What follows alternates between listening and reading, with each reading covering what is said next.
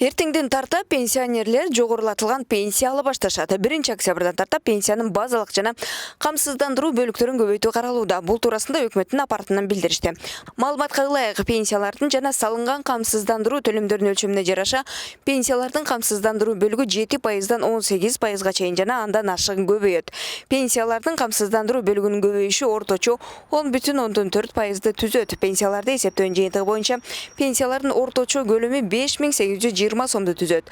667 миң пенсионерди индексациялоого кошумча 659 миллион сом талап кылынат. Аны менен бирге пенсиялардын базалык бөлүгүн жогорулатуу боюнча республикалык бюджеттин эсебинен 67 миллион сом, пенсиялардын камсыздандыруу бөлүгүн жогорулатуу үчүн пенсия фондунун каражаттарынын эсебинен эртеңки күндөн тартып пенсионерлер жогорулатылган пенсия ала башташат.